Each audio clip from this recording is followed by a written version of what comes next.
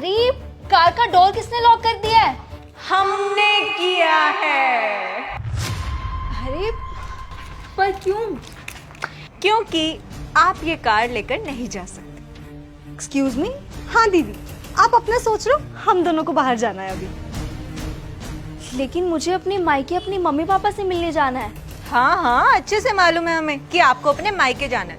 तो आप एक काम कीजिए ना, आप ऑटो पकड़िए और ऑटो में चली जाइए। क्या बोला तुमने? ऑटो पे चली जाऊं? हाँ, दुनिया जाती है ऑटो में, आप भी चली जाएंगी तो क्या हो जाएगा। अरे दीदी, आप समझ क्यों नहीं रही हैं? अगर बड़ी दीदी ऑटो से अपने मायके जाएंगी तो अपने मायके वालों को ये दिखा कैसे पाएंगी कि इनके हस्बैंड ने इनको आने जाने के लिए कार दी हुई है। हाँ, अब वो भी तो जरूरी है ना दिखाना। वही तो, जब मायके कार लेके जाएंगी तभी तो उनको शो ऑफ कर पाएंगी ना कि इनके पास भी कार है। हाँ, पर इनके मायके वालों को ये कौन बताए कि जो कार ये अपने मायके लेकर जा रही हैं, दिखाने के लिए कि ये इनकी कार है, वो अकेले इनकी कार नहीं है, उसमें हमारे हस्बैंड्स की भी पूरी इन्वॉल्वमेंट है। उन्होंने भी पैसे दिए थे। हाँ दीदी, हम तो ये बात पूरी तरह से भूल गए थे कि हम इस घर की छोटी बहुएं हैं ना, तो इस गाड़ी पे हमारा सिर्फ थोड़ा बहुत ही हक है। थोड़ा बहुत नहीं है, पूरा हक है। मुझे बस एक ही दिन के लिए अपने मायके जाना है। अभी निकलूंगी, कल सुबह वापस आ जाऊंगी। फिर तुम्हें जहाँ ही कार लेके जाना होगा तुम चले जाना। मैं तो बड़े दिन से आज का वेट कर रही थी। पर भाभी, हम क्या करें, हमने भी आज ही का प्लान बनाया हुआ है। अब देखिए जरा, इतनी धूप है, हम कहाँ जाएंगे बेचारी। अब अपनी छोटी बहनों को आप गर्मी में जाने देंगी क्या? सॉरी दीदी, आप ना अपना सोच लो। वैसे मैं एक आइडिया दूँ आपको? अरे ऑटो वाला आइडिया दे तो दिया मैंने, फिर से वही। अरे दीदी, ऑटो वाला आइडिया तो बहुत पुराना हो गया। बड़े दीदी, आप ना कैब करके चली जाइए मायके, उसके पैसे हम दोनों दे देंगी। कैब से चली जाइए आप, बेस्ट रहेगा। सही कहा। अरे क्या बात है, आज घर की तीनों बहुएं एक साथ। वैसे सही है, छोटी बहू और मंझली बहू हमें सी ऑफ करने के लिए आए हैं। ऐसा ही समझ लो। अगर आप लोगों का सी ऑफ हो गया हो तो हम चले, हम लेट हो रहे हैं। लाओ कार की चाबी। मैं क्या कह रही थी, हम लोग ना कैब पे चले जाते हैं। कैब पे चले जाते हैं? पर क्यों? कार है ना, कार पे चलते हैं, चाबी लाओ। हाँ, लेकिन गाड़ी लेके इन दोनों को कहीं जरूरी निकलना था। कहाँ जाना है आप दोनों को? बस भैया, जाना है हमें कहीं इम्पोर्टेंट काम। अरे पर कहीं तो जाना होगा ना, कोई तो जगह होगी। शॉपिंग, हम दोनों शॉपिंग जाने की सोच रहे थे। वैसे जब भी सोचते हो ना, हमेशा गलत ही सोचते हो, और हमारे बारे में कभी बात करते हो ना तो हमेशा गलत ही करते हो। कौन सी बात राम?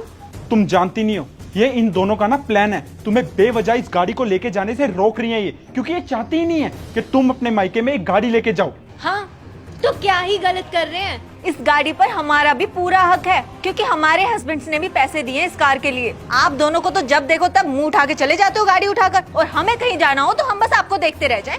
ये गाड़ी को हम रोज तो नहीं लेके जाते हैं ना, रोज गाड़ी घर में ही खड़ी रहती है। और जब घर में खड़ी रहती है तब तो तुम दोनों को याद नहीं आता है कि ये गाड़ी को कहीं लेके जाना है, शॉपिंग जाना है, मॉल जाना है या इधर जाना है। आज जब टीना ने अपने मायके जाना है तो तुम दोनों को याद आ गया कि ये कार तुम्हारी है। हाँ राम, कैसी बातें कर रहे हो आप? बहू है हमारे घर की वो।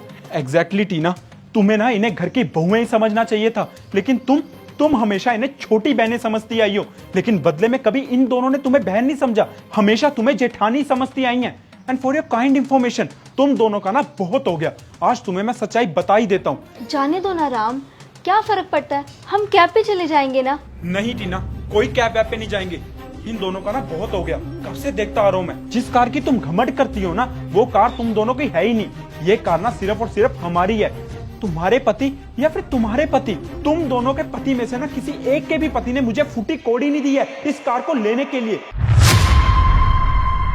हाँ, तुम्हारी भाभी के कहने पे ना मैंने जानबूझ के ये बात पूरे घर में फैला रखी थी कि ये कार हम तीनों भाइयों ने मिल के ली है, ताकि तुम दोनों में से किसी को परायापन ना लगे, तुम दोनों को मुझसे कार मांगनी ना पड़े, मेरे आगे हाथ ना फैलाने पड़े इस कार को लेके। इसीलिए मैंने झूठ बोला था। लेकिन तुम दोनों का ये बर्ताव देख के ना मुझे ऐसा लगता है कि तुम सच ही डिजर्व करती हो। ये चाबियां इधर लाओ, हम जाएंगे इस कार में, जाके बैठ जाओ या फिर ऑटो कराओ या किसी भी तरीके से मार्केट में जाओ। राम, कैसी बातें कर रहे हो? मैंने बोला था ना, जितना हक हमारा इस कार पे है उतना ही हक तुम दोनों का है। तुम भले मुझे अपनी जेठानी समझती हो, लेकिन मैंने तुम दोनों को कभी अपनी छोटी बहनों से कम नहीं समझा। इसलिए तुम्हें जहाँ ये कार लेके जानी है तुम जा सकती हो। नहीं भाभी, प्लीज हमें माफ कर दीजिए। इस चाबी की असली हकदार तो आप दोनों ही हैं। पकड़िए भैया, और प्लीज हमें माफ कर दीजिए। हमें तो पता ही नहीं था, हम इतने बड़े वहम में जी रहे थे। और वहम को भी छोड़ो, हम कितने गलत थे। आप दोनों हमसे इतने बड़े हो, घर में सबसे बड़े हो, और हमने कितना डिसरिस्पेक्टफुली आपसे बात की। और इस घर की हर चीज पर पहला हक आप ही का बनता है, फिर भी हमें देखो कैसे आपसे जुबान लड़ा रहे थे। प्लीज भाभी हमें माफ कर दीजिए। भैया आप भी। कोई बात नहीं, घर में छोटी बड़ी बहनों की तो नोकझोंक चलती रहती है, इसमें माफी मांगने वाली कौन सी बात है भला। पक्का भाभी, आपने हमें माफ कर दिया ना। Thank you so much. आप प्लीज जाइए, आपके मायके वाले वेट कर रहे होंगे। हम ऑटो में चले जाएंगे मार्केट।